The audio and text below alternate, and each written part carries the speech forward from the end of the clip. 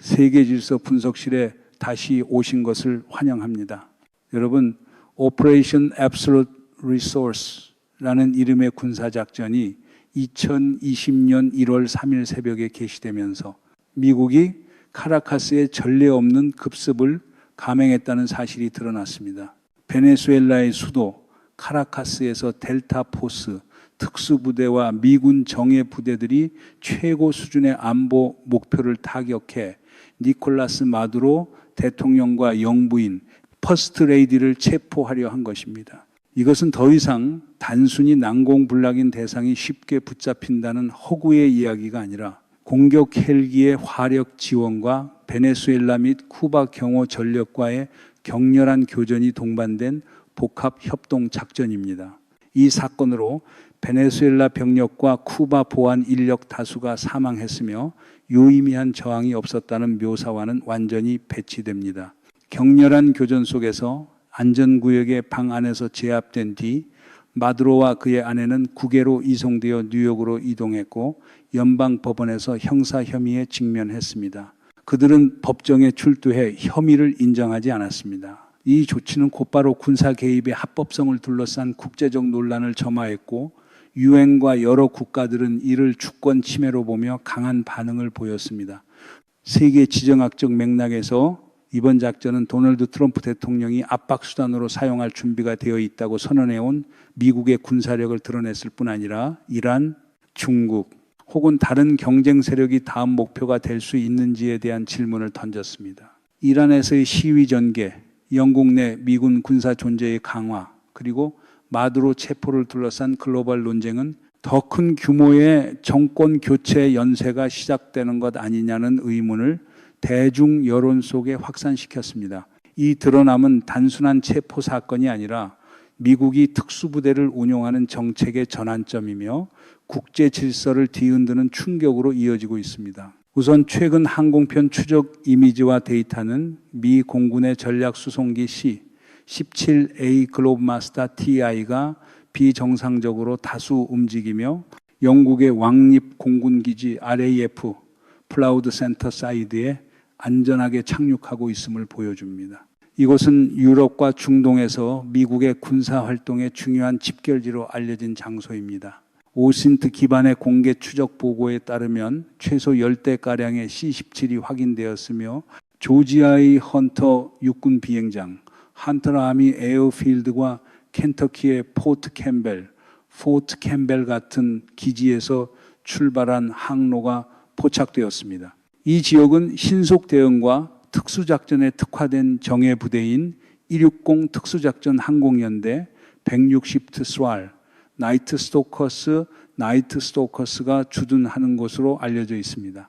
이처럼 대형 수송기가 동시다발적으로 나타난 정황은 특히 같은 시점에 영국에서 AC-130과 MH-60, MH-47 헬기가 함께 목격되었다는 정보와 결합되면서 군사 분석가들로 하여금 두 가지 주요 가설을 제기하게 만들었습니다. 첫째는 미국이 베네수엘라 작전을 마무리한 뒤 진행 중인 작전들을 위해 장비, 인력, 물자를 보강하는 대규모 군수 보급 활동이라는 가설입니다. 둘째는 현재의 지정학적 상황과 과거 유사한 전개를 고려할 때 중동 또는 이란으로 작전 지대가 확장될 수 있는 더 큰 규모의 후속 임무를 준비하는 것일 수 있다는 가설입니다. 주목할 점은 미국 또는 영국 당국이 이번 이동의 구체적 목적에 대해 아직 공식 발표를 하지 않았다는 사실이며 그로 인해 국제 여론의 호기심은 더욱 커지고 있습니다.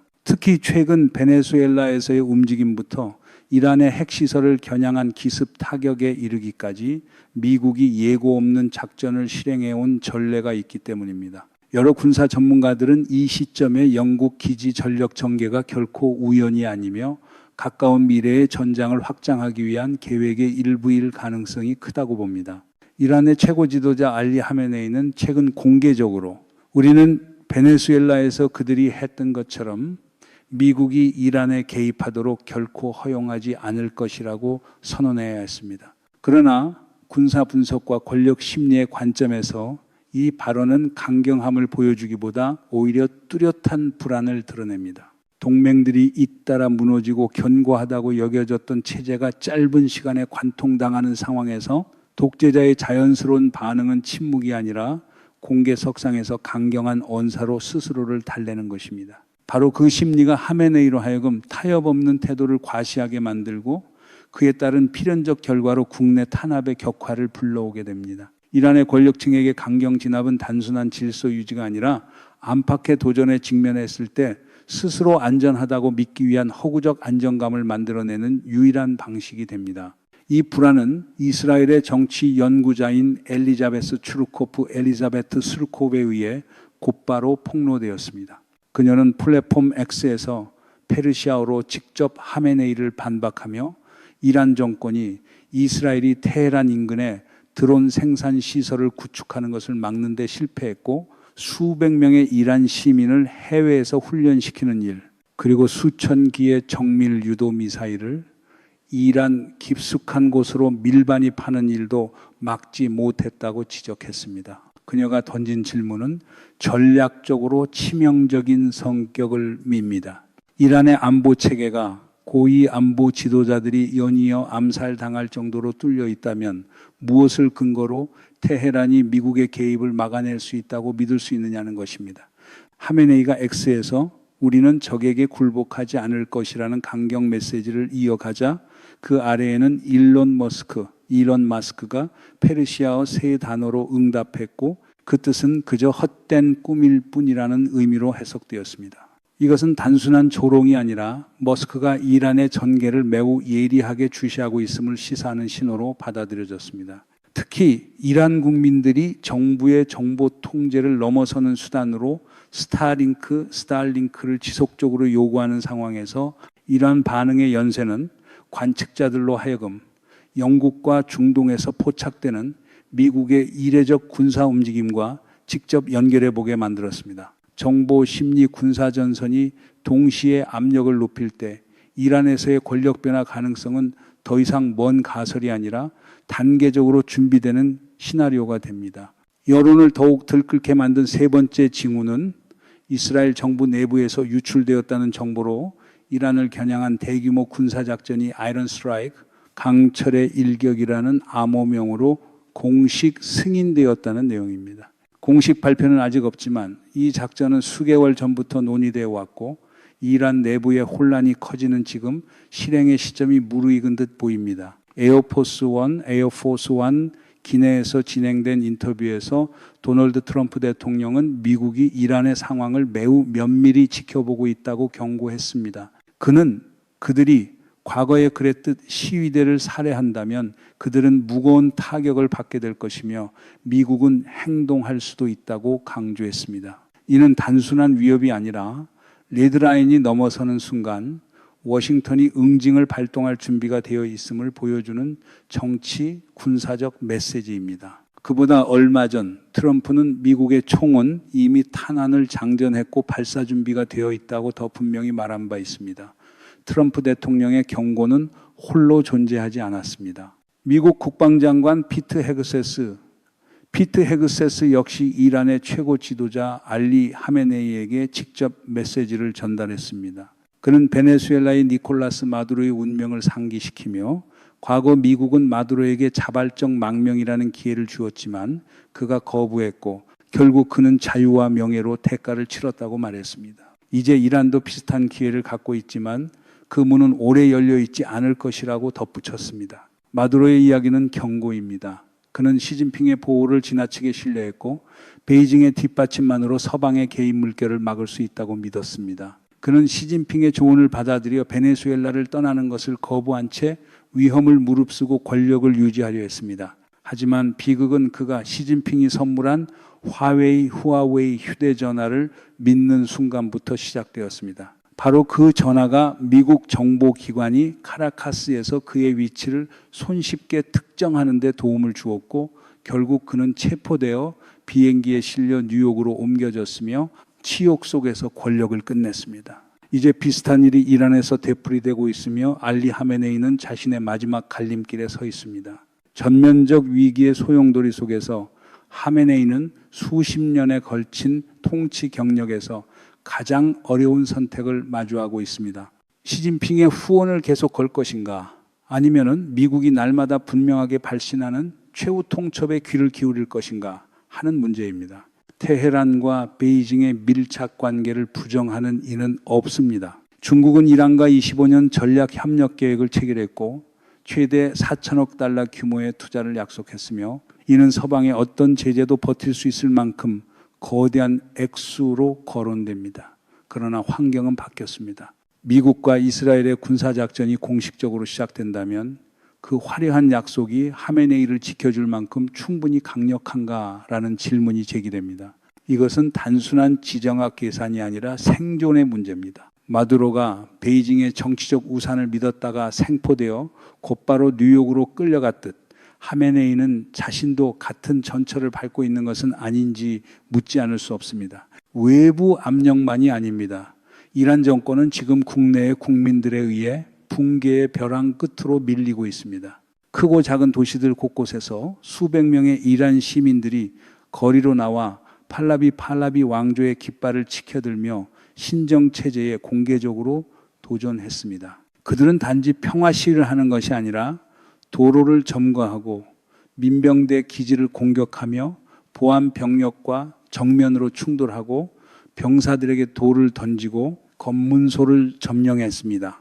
상황은 마치 봉기가 폭발한 듯 전개되었고 절정은 수도 테헤란 한복판에서 민병대 기지에 불을 지른 사건이었습니다. 이는 정권의 통제 기구에 가해진 강력한 타격이었습니다. 한편 정보검열에 분노한 젊은 층은 정권의 전자적 통제 장막을 뚫고 자신들의 목소리를 밖으로 내보내기 위해 스타링크 접속을 요구하고 있습니다.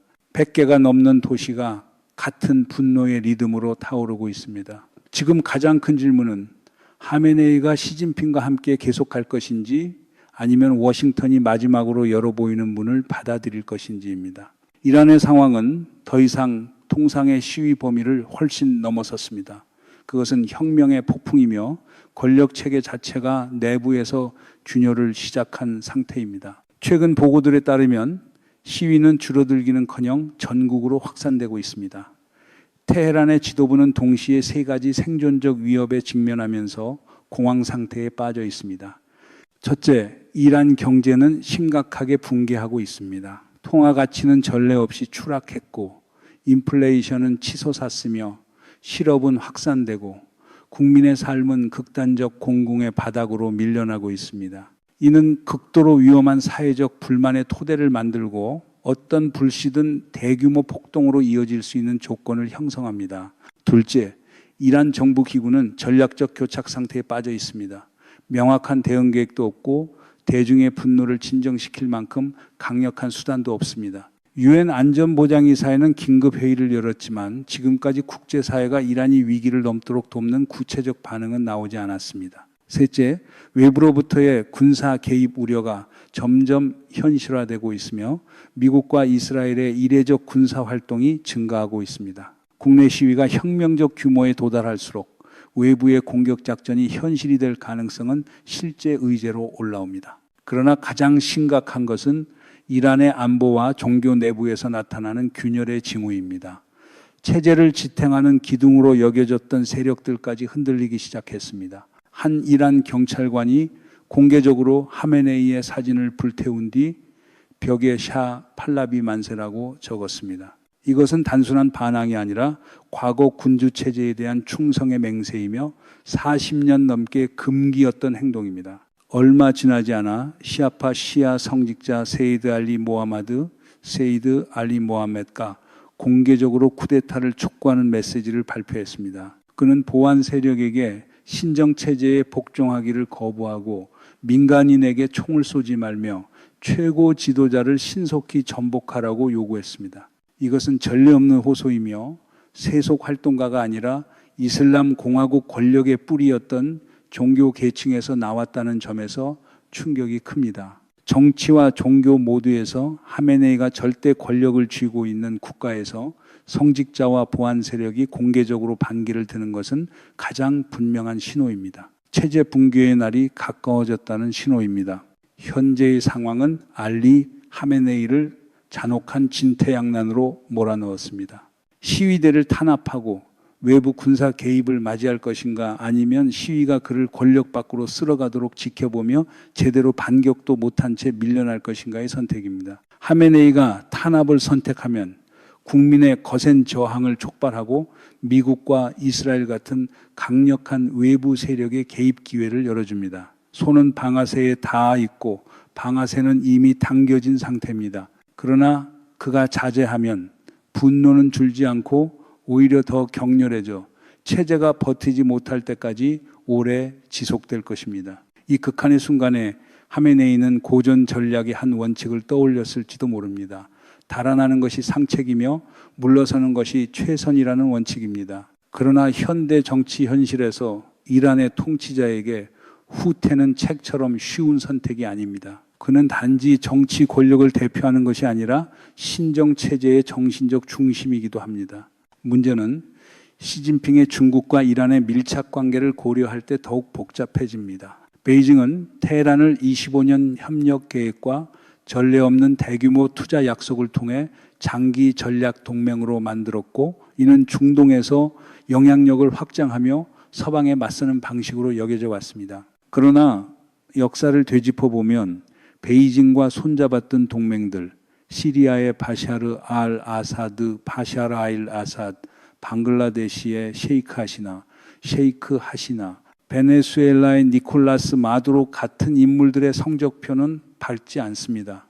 그들은 중국의 지지를 받은 뒤에도 실패했고 심지어 붕괴를 겪었습니다. 친구들이 연이어 운명 앞에서 돌아서며 무너지는 모습을 보면 중국이 절대적 안전 우산이 아니라는 인상이 확산되기 쉽습니다. 마두로가 미국의 정교한 급습 작전으로 체포된 사건은 경종을 울렸습니다. 난공불락으로 여겨진 체제도 상대가 결심하면 순식간에 무너질 수 있다는 경고입니다. 전략적 정보에 따르면 미국은 마두로의 일상과 은신처의 일과표, 사소한 개인 습관까지 세부적으로 파악하고 있었다는 말까지 나옵니다. 이는 미국 기관들이 수행할 수 있는 감시와 정보 분석의 수준을 보여줍니다. 국가 원수의 작은 습관까지 알 정도로 정보가 정밀하다면 미국은 단지 추적하는 수준을 넘어 완전히 프로그래밍된 작전처럼 정확하게 행동할 수 있습니다. 베네수엘라의 쓰라린 교훈과 국내 분노의 증폭 속에서 하메네이는 선택 하나하나를 저울질할 수밖에 없습니다. 그는 중국에 기대려 할 수 있지만 경험은 외부에서 절대적 안전을 보장해 주지 않는다는 사실을 보여줍니다. 그리고 그는 미국이 자신을 보호하기 위해 직접 개입해 줄 것이라는 기대도 할 수 없습니다. 21세기에서 정보, 심리전, 경제 압박이 현대 군사 전략과 결합할 때 하메네이처럼 고립된 지도자는 이란 현대사에서 가장 니른적인 순간에 서게 됩니다. 만약 한 지도자가 자신의 측근 중 가장 가까운 인물이 배신했다고 믿는다면 그때는 무엇이 벌어질까요? 니콜라스 마두로와 가까웠던 중령급 경호원이 그에게 등을 돌렸다는 이야기가 돌 때 그것은 단지 소문이 아니라 전략적 경고가 됩니다. 내부가 배신하는 것은 결코 가볍게 볼 수 없는 약화의 징후입니다. 그리고 시진핑이 그 징후를 본다면 그는 자신이 친밀한 동맹이라 부르는 이들의 내부 안전에 대해 의심할 이유를 갖게 됩니다. 시리아, 베네수엘라, 이란으로 이어지는 동맹 네트워크를 떠올려 보십시오. 베이징이 자국의 지정학 전략에서 기둥으로 여긴 국가들입니다. 시리아는 내부와 외교 압력 속에서 무너졌고, 베네수엘라는 지도자가 대담한 공격 작전으로 체포된 뒤 권력 변동에 들어갔으며, 이란은 이제 대규모 격변의 벼랑에 서 있습니다. 동맹이 자기 수장조차 지키지 못한다면 중국이 수십 년 쌓아온 신뢰는 가차없이 시험대에 오릅니다. 한편 도널드 트럼프 행정부가 추구하는 빠르고 강하며 예고 없는 방식의 작전은 뚜렷한 전략을 보여줍니다.